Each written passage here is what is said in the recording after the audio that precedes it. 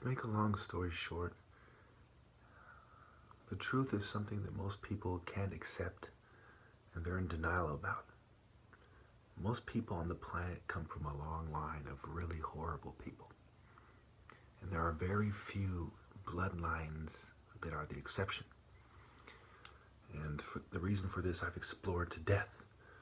But the meaning of the Narmer palette really shows you why that is. It starts with the bull destroying the temple in Lower Egypt, representing the light temple or one of their allies. And then they try to keep the leopards from reproducing because they're jealous of their strategy, speed, and physical contact.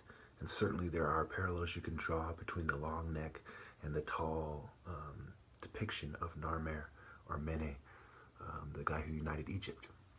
The fact that they refer to them as the Scorpion King makes it clear that society is run by evil people, and over a long period of time, beautiful women have been kept from reproducing with people like me. So who are the beautiful women? They tend to be the women who are in shape. You see a lot of liberals get into shape, and then they're in cults, and they sleep with scumbags. And we just basically see a society of pure evil. And reproduction is the problem. And it is martial artists against the chemists, the scientists, the illusionists, the alchemists, pretty much everyone you can think of. The bull, the jackal, the snake, the wolf, the owl, all these people who are not consistent with light temple morality in the spirit.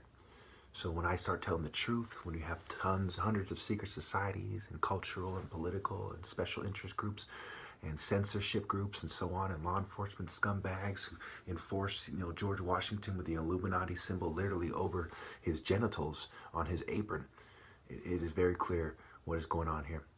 And no, I don't have any faith in humanity. They have allowed this to happen. The difference between me and a lot of the people who talk about this stuff is I know that people are to blame. People are cowards. They're scumbags. They don't realize the heart is the seat of intelligence. They slip into denial. And only in extreme situations does that natural part of them kick in where they want to turn to God, like Constantine on his deathbed, converting to Christianity, or people in the trenches in war when the bombs are flying, they start praying, right? There's no atheists in the trenches. This is how it is.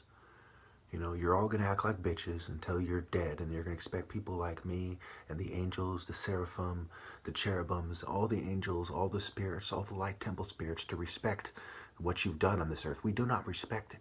We don't care how much you know. We don't care how much money you have. We don't care how many cowards you've helped with charity. We do not give the slightest fuck about that. We care about obedience to God. This whole charity thing is what Masons, mafia, all kinds of scumbags do charity. The worst criminals do the most charity. Bill Gates, eugenicists, filth. We despise helping cowards survive more so they can continue to serve these sex cult cowards. We despise people sleeping with the enemy. We cannot stand sexual immorality, LGBT, feminism, white supremacy, the hatred of light temple martial artists. We cannot stand it. And yes, you will burn in hell for not obeying the divine order and for holding back. What you hold back from God was your very existence. And so you burn in hell.